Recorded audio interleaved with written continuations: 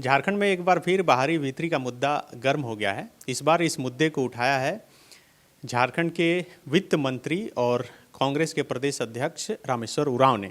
रामेश्वर उरांव ने कहा है कि रांची में मारवाड़ी और बिहारी ज़्यादा हो गए हैं, इसलिए आदिवासियों का शोषण हो रहा है। इसी मसले पर बात करने के लिए द फॉलोअप के दफ्तर में इस वक्त झारखंड के प्रथम मुख्यमंत्री और बीजेपी विधायक दल के नेता बाबूलाल मरांडी हैं। सर, जिस तरह से रामेश्वर उरांव का बयान आया, इसे कैसे देखते हैं?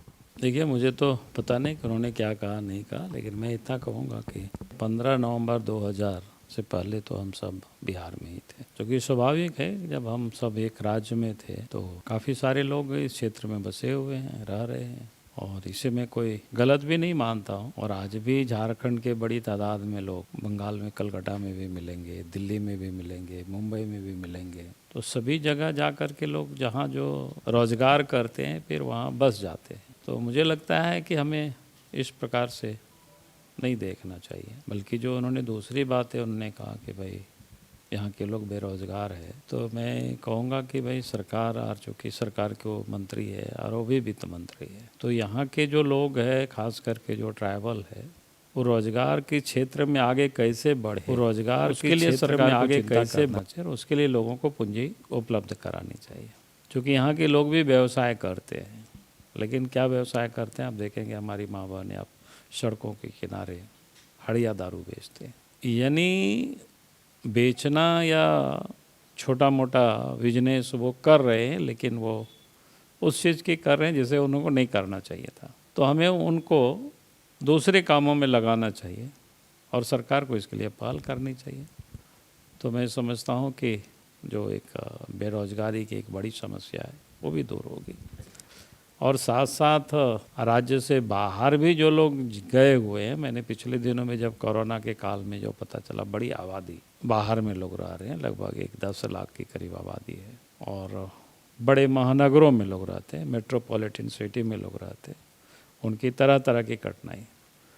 तो हम चाहेंगे कि उन मेट्रोपॉलिटन सिटी जितना भी है, बड़े शहर जो देश के में जितना भी है, तो वहाँ पर कम से कम राज्य सरकार की ओर से एक कोई सहायक केंद्र हो या सुविधा केंद्र हो, उनको वहाँ स्थापित करना चाहिए, ताकि उन लोगों की कठिनाई, उनकी दिक्कतें, उसको वो दूर कर सके। सरकार को इस क्षेत्र में या इस दिशा में काम करना चाहिए। अभी एक सर जो बात निकल कर सामने आ रही है कि सरकार यह नियम बनाने जा रही है कि निजी क्षेत्र में 25% आरक्षण स्थानीय लोगों को दिया जाएगा। इससे तो लगता है कि स्थानीयों को अब नौकरी ज़्यादा मिलेगी। नहीं, 25 नहीं, हमने सुना है कि 75%। तो मैं ये कहूँगा कि सरकार को करनी चाहिए, लेकिन 1 साल उन्होंने पूरा बिता दिया, 1 साल तक भाषण ही हम सुन रहे हैं। क्योंकि स्वाभाविक है कि जहाँ भी उद्योग धंधे लगते हैं तो वहाँ ज़मीन से लोग उजाड़े जाते हैं। तो हम तो बार बार इस बात को कहते हैं कि भाई पहला हक उन लोगों को मिलना चाहिए जो ज़मीन से जो उजाड़े गए हैं, जो विस्थापित हुए हैं। दूसरा, उससे अगर बचता है तो फिर प्रभावित लोग, प्रभावित तो इस प्रकार से होता है कि वहाँ से जब कोई भी उद्योग धंधा चलता है तो एक पॉल्यूशन होता है या कई एक प्रकार की समस्याएं उससे जो पैदा होती है, तो लोग प्रभावित होते हैं लगभग 10-20 किलोमीटर के रेडियस में। तो कम से कम उन क्षेत्रों के लोगों को प्रमुखता मिलनी चाहिए वहाँ नियोजन में। तो इसकी सरकार को बनानी चाहिए नियम कानून, इसमें से कहीं से कोई रोक नहीं है। हमने कई दफ़ा कहा है सरकार की, हम बार बार मुख्यमंत्री की हम सुनते हैं, लेकिन करते हुए हमने देखा नहीं है। लॉ एंड ऑर्डर को लेकर जिस तरह से सवाल खड़ा हो रहा था, अभी हाल ही में जो पूजा पूर्वे का जो मामला सामने आया, सरकार या फिर पुलिस की तरफ से ये कहा गया कि प्रथम दृष्टया ये सुसाइड का मामला लगता है। आप लोग क्या इस पर आगे कुछ करने वाले हैं कि ये बंद हो गया? देखिए, बंद और नहीं बंद की विषय नहीं है, हमने पुलिस के बयान भी देखा है। हम जिस दिन जा रहे थे पाकुड़, तो ट्रेन में ही थे उस दिन, उनके भाई हमसे टेलीफोन से बात किए थे और उन्होंने पूरी बातें बताई। उसी दिन यहाँ पुलिस कप्तान का प्रेस कॉन्फ्रेंस भी था, और वही बल्कि हमको बताया कि पुलिस कह रही है कि सुसाइड का मामला है। लेकिन उन्होंने एक प्रश्न को खड़ा किया जो हमें बता रहे थे कि उनका पैर और हाथ बांधा हुआ है, तो हाथ और पैर बांध करके ये बच्ची कैसे सुसाइड कर सकती है। तो निश्चित रूप से उनकी हत्या की गई है, और लगता है कि पुलिस अपनी हाथ झाड़ रही है और जद्दोजहद करना नहीं चाहती है। तो हमने उनको कहा था कि आप 26 तारीख के बाद जब भी हो फुर्सत एक बार आ कर के मिल कर के हमें डिटेल बताएंगे तो फिर आगे की रणनीति हम लोगों को सुविधा होगी बनाने में। लेकिन हमने इतना ज़रूर कहा कि भाई आप बेहतर ये होता कि राज्य सरकार के प्रति अगर उनके परिवार के लोगों को कोई विश्वास नहीं है, भरोसा नहीं है, जैसा कि हमने कहा कि हमसे खुद बात किए थे, तो हम कहेंगे कि पूरा मामला को सीबीआई को रेफ़र कर देना चाहिए, ताकि सीबीआई जांच करेगी तो फिर दूध का दूध पानी का पानी हो जाएगा। सर, बंगाल चुनाव को लेकर सरगर्मी काफ़ी बढ़ गई है।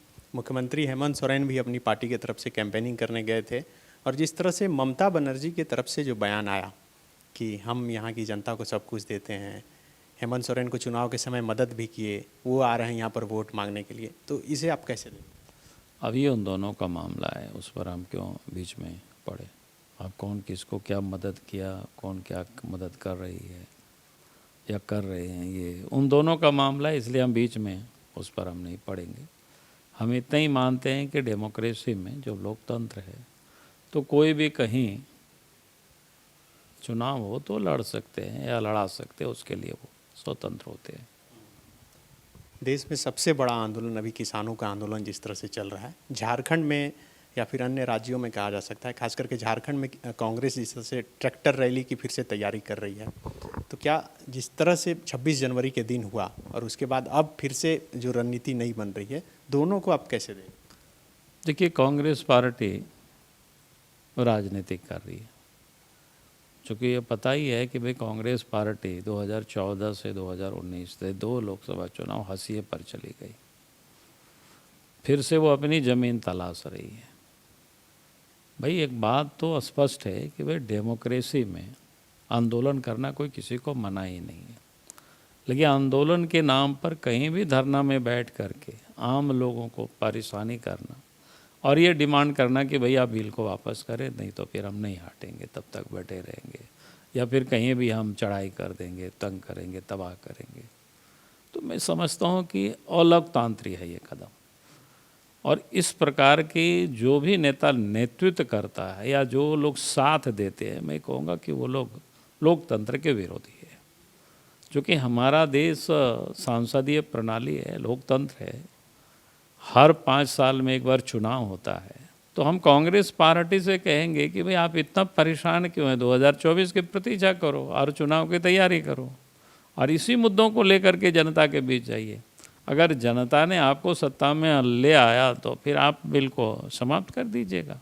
लेकिन बिल जब जनता के लिए है और जनता उसे स्वीकार नहीं रही है तो इसे नहीं, मैं कहाँ कह रहा हूँ जनता नहीं स्वीकार कर रही है। अब कुछ आखिर जनता ने ही भारतीय जनता पार्टी को, नरेंद्र मोदी जी को प्रचंड बहुमत दिया है, तो जो जनता के बीच वादा करके आए हैं कि भाई हम कृषि क्षेत्र में सुधार करेंगे, किसानों के आय को हम 2 गुना करेंगे, और उन्होंने जब जनता ने उनको मैंडेट दिया है तो आज वो कानून बनाए, और कानून भी क्या है, उसमें से उन्होंने एक प्रकार से सुधार किया, किसानों को और अधिक थोड़ा सा ऑप्शन दिया। पहले किसान सिर्फ बाजार समिति में बेचने को मजबूर थे, अब उससे किसान को कहा कि तुम कहीं भी चाहो तो बेच सकते हो जहां आपको उचित दाम मिले। तो ये कौन सी दिक्कत है, बाजार समिति भी रहेगी और आपको बाहर भी आप बेच सकते हैं, वहाँ भी बेच सकते हैं। न्यूनतम समर्थन मूल्य के बारे में भी कहा कि भाई वो पहले भी था, आज भी है, आगे भी रहेगा, तो उसमें कहाँ दिक्कत है। कॉन्ट्रैक्ट जो फार्मिंग है वो पहले भी होता था, खाली उसको कानूनी रूप दिया। कानूनी रूप भी किसानों के हित के लिए उन्होंने लगाया, क्योंकि पहले कभी किसान किसी बड़े कंपनी के साथ करार कर लेते थे और बीच में किसान एक कंपनी भाग जाती थी तो किसान को बड़े नुकसान होता था।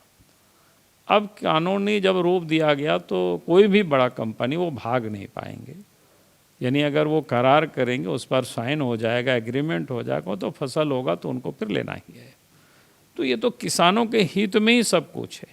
लेकिन उसके बाद भी मैं कह रहा हूँ कि कई लोगों को उस कानून से पसंद नहीं हो सकता है, तो आप नहीं हो, कोई बात नहीं, आप विरोध करें, कोई बात नहीं, लेकिन इस प्रकार के विरोध तो कोई मतलब नहीं था, वो तो लोकतंत्र के विरोध में ही आता है। तब तो फिर डेमोक्रेसी में किसी की भी सरकार नहीं चलेगी।